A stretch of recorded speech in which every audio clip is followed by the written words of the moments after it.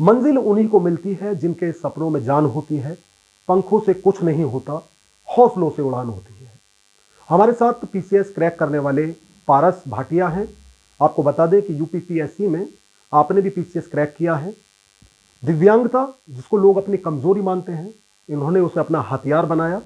दादा ने एक सपना देखा और पोते ने उसे पूरा कर दिखाया। बातचीत करेंगे पारस से। पारस, सबसे पहले आपको बहुत बधाई और स्वागत है आपका हिंदी खबर पे। धन्यवाद सर। दादा ने आपके सपना देखा और उसको पूरा करने में मैं मानता हूं कि ये सफर आसान तो नहीं रहा होगा। कठिनाइयां क्या क्या आई आपके सामने ऐसे में? सर, दादा ने सपना देखा, उन्हीं की वजह से शायद मैं आज यहाँ बैठा हूँ, क्योंकि उन्होंने हमें सीख दी कि डिटर्मिनेशन से काम करिए, कंसिस्टेंट रहिए और मेहनत करते रहिए। और आज मेरा सिलेक्शन पीसीएस कैडर में अधिकारी के रूप में हुआ, वो उन्हीं के आशीर्वाद से, उन्हीं के मार्गदर्शन में चलते हुए आज मैं यहाँ तक पहुँचा। आपके बड़े पापा बताते हैं आपकी आंख में एक में रोशनी नहीं रही है, दूसरा आप लेंस का सहारा लेते हैं तब आप पढ़ते हैं। तो कितने घंटे आप ऐसे में पढ़ाई करते थे, कितनी दिक्कतें आती थी और कौन सी वो चीज़ें रही हैं, कौन सी वो बात रही है परिजनों की हो, दादाजी की हो, जो याद रहती थी, जो आपका मनोबल है उसको टूटने नहीं देती थी? सर देखिए, तो नज़रिए का ही सवाल है। तो अगर हम आधा ग्लास भरा है, आधा ग्लास खाली है, वही वाली बात है यहाँ पे ये। तो उसमें कभी दिक्कत तो नहीं आई। हमने हमेशा आपदा को अवसर के रूप में देखा कि और मेहनत करेंगे। और जहाँ तक मेरे पढ़ने के घंटों की सवाल की बात आई, मैंने कभी ऐसे कोई घंटे देखकर नहीं पढ़ाई करी, बट टारगेट होता था कि बस उससे कैसे भी करके पूरा करना है। और जहाँ तक परिजनों के सहयोग की या उनसे मोटिवेशन की बात आती थी, यही है कि मेरे घर वाले चाहे सुबह 6 बजे दुकान जाना हो या रात को 1 बजे दुकान से लौटना हो, तो जब वो कभी नहीं आ रहे, तो जो मेरे को एक काम दिया गया पढ़ाई करने का, तो उसमें मैं क्यों पीछे हटूँ। तो कहाँ कहाँ आपने पढ़ाई, कैसे कैसे इसकी शुरुआत की? और जैसे आप बताते हैं कि जन्म से आप एक आंख से नहीं देख पाते हैं, तो कितनी दिक्कत आती थी पढ़ते वक्त? सर, पढ़ाई तो मैंने अपनी प्राइमरी जैन विद्यापीठ, फिर न्यू लेंसेज कॉन्वेंट से सेकेंडरी +2 पास किया। फिर सिकंदराबाद में? हाँ जी, फिर क्रोडीमल कॉलेज में बीए किया, फिर मास्टर्स के लिए जेएनयू, और मैं पीएचडी भी कर रहा हूँ।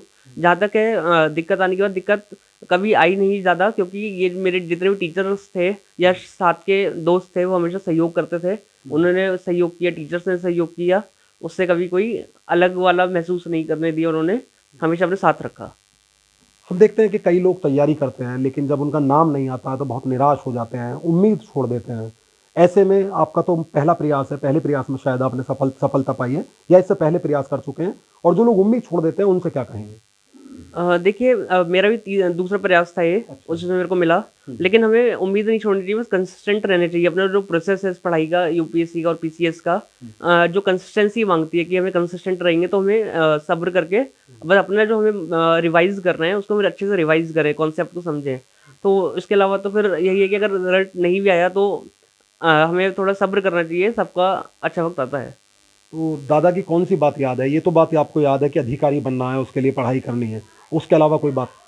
वो हमेशा हर चीज़ को लेके काफ़ी डिटरमिन्ड थे और हार्ड वर्क को हमेशा वो प्रायोरिटाइज करते थे कि हमें हार्ड वर्किंग होनी चाहिए, डिटर्मिनेशन होनी चाहिए। और इसी के चलते उनकी बात पे ही मैं या मेरे पापा, ताऊजी, चाचा हों या मैं हूँ, या मेरे और बड़े भाई हों, सब हम इसी बात को ही लेके चलते हैं। उन दादा की सीख को, दादी की सीख को ही हम आगे बढ़ाते हैं। तो पढ़ने में कोई तकलीफ आपको अब फिलहाल नहीं होती है? लेंस का मैं प्रयोग करता हूँ पढ़ाई के लिए, तो उससे मैं कर लेता हूँ। तो ये निश्चित तौर पर पारस भाटिया हैं जो हमसे बातचीत कर रहे हैं और हमारे दर्शकों को भी बता रहे हैं कि उम्मीद कभी नहीं छोड़नी चाहिए, हौसला रखना चाहिए। यदि आप हौसला रखते हैं तो सफलता मिलेगी। एक बार अगर आपको विफलता का सामना करना पड़ रहा है तो ना उससे घबराएं, ना परेशान हो, लगातार अपने प्रयासों को जारी रखें। एक ना एक दिन सफलता आपके कदम जरूर चूमेगी।